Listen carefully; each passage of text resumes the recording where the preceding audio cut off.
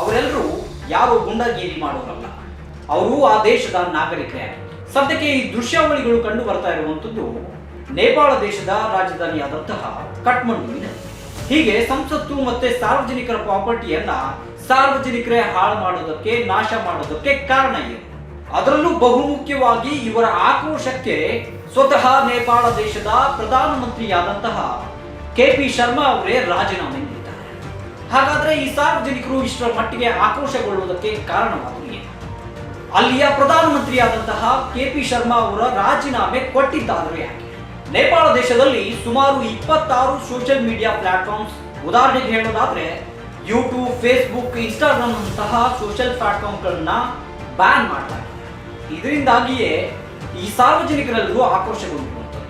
ಹಾಗಾದ್ರೆ ನೇಪಾಳ ದೇಶದಲ್ಲಿ ಈ ಸೋಷಿಯಲ್ ಮೀಡಿಯಾ ಪ್ಲಾಟ್ಫಾರ್ಮ್ ಬ್ಯಾನ್ ಆಗಿದ್ದಾದ್ರೂ ಯಾಕೆ? ನೇಪಾಳ ದೇಶದ ಪ್ರಧಾನಮಂತ್ರಿ ರಾಜೀನಾಮೆ ಕೊಟ್ಟಿದ್ದಾದ್ರೂ ಯಾಕೆ? ಹೀಗೆ ಸಾರ್ವಜನಿಕ ಸ್ಥಳಗಳಲ್ಲಿ ಸಾರ್ವಜನಿಕರು ಆಕ್ರೋಶಗೊಳ್ತಿರೋದಾದ್ರೂ ಯಾಕೆ? ಈ ಎಲ್ಲಾ ಪ್ರಶ್ನೆಗಳಿಗೆ ಪಿನ್ ಟು ಪಿನ್ ಇನ್ಫಾರ್ಮೇಶನ್ ಅನ್ನ ನಾವು ಹೇಳ್ತಾ ಹೋಗ್ತೀವಿ. ನೀವು ಸ್ಟೋರಿಯನ್ನ ಕಂಪ್ಲೀಟ್ ಆಗಿ ನೋಡಿ. ಹಾಗಾದ್ರೆ ನೇಪಾಳ ದೇಶದಲ್ಲಿ ಆಗಿದ್ದಾದ್ರೂ ಏನು? ಇದರ ಹಿನ್ನೆಲೆಯನ್ನ ನೋಡೋದಾದ್ರೆ, ಈ ಹಿಂದೆ ನೇಪಾಳ ದೇಶದ ಸುಪ್ರೀಂ ಕೋರ್ಟ್ ನೇಪಾಳ ದೇಶದ ಸರ್ಕಾರಕ್ಕೆ ಒಂದು ಸೂಚನೆಯನ್ನ ಹೊರಡಿಸಿದ್ದಾರೆ. ಆ ಸೂಚನೆಯಲ್ಲಿ ತುಂಬಾ ಸ್ಪಷ್ಟವಾಗಿ ಹೇಳಿರುವಂತದ್ದು ಏನಪ್ಪಾ ಅಂದ್ರೆ, ನಮ್ಮ ದೇಶದಲ್ಲಿ ಬಳಕೆಯಾಗ್ತಿರುವಂತಹ ಸೋಷಿಯಲ್ ಮೀಡಿಯಾ ಪ್ಲಾಟ್ಫಾರ್ಮ್ಸ್, ಉದಾಹರಣೆಗೆ ಯೂಟ್ಯೂಬ್, ಫೇಸ್ಬುಕ್, ಇನ್ಸ್ಟಾಗ್ರಾಮ್ ಯಾವುದೇ ಆಗಿರ್ಬೋದು, ಯಾವುದೆಲ್ಲ ಇದೆ ಅವುಗಳೆಲ್ಲವೂ ಅಧಿಕೃತವಾಗಿ ದೇಶದಲ್ಲಿ ರಿಜಿಸ್ಟರ್ ಅನ್ನ ಮಾಡ್ಕೋಬೇಕಾಗುತ್ತೆ. ಆ ಸೂಚನೆಯ ಪ್ರಕಾರ ಯಾವೆಲ್ಲ ಸೋಷಿಯಲ್ ಮೀಡಿಯಾ ಪ್ಲಾಟ್ಫಾರ್ಮ್ಸ್, ಉದಾಹರಣೆಗೆ ಯೂಟ್ಯೂಬ್, ಫೇಸ್ಬುಕ್, ಇನ್ಸ್ಟಾಗ್ರಾಮ್ ಇವೆಲ್ಲ ಏನಿವೆ ಅವುಗಳೆಲ್ಲವೂ ನೇಪಾಳ ದೇಶದ ಮಿನಿಸ್ಟ್ರಿ ಆಫ್ ಇನ್ಫಾರ್ಮೇಶನ್ ಮತ್ತು ಮಿನಿಸ್ಟ್ರಿ ಆಫ್ IT ಸೆಕ್ಟರ್ ನಮಗೆ ಅಧಿಕೃತವಾಗಿ ರಿಜಿಸ್ಟರ್ ಮಾಡ್ಕೋಬೇಕಾಗುತ್ತೆ.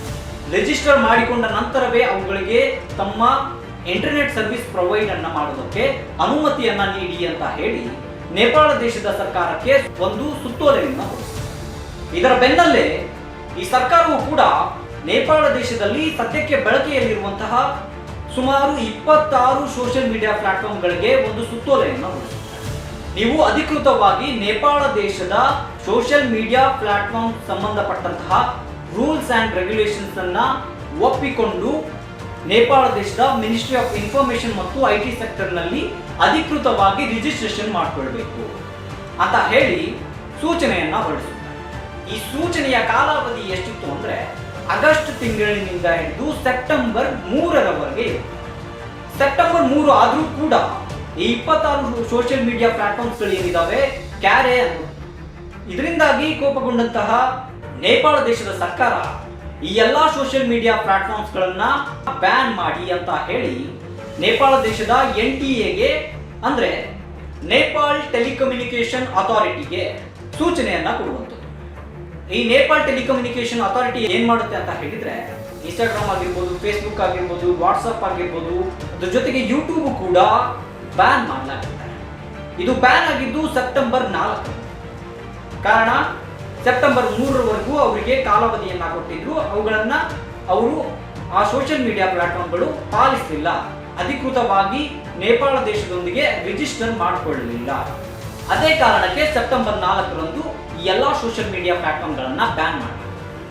ಈ ಎಲ್ಲಾ ಸೋಷಿಯಲ್ ಮೀಡಿಯಾ ಪ್ಲಾಟ್ಫಾರ್ಮ್ಗಳು ಬ್ಯಾನ್ ಮಾಡಿಕೊಳ್ಳದೆ ಇರೋದಕ್ಕೆ ಕಾರಣವಾಗಿದೆ.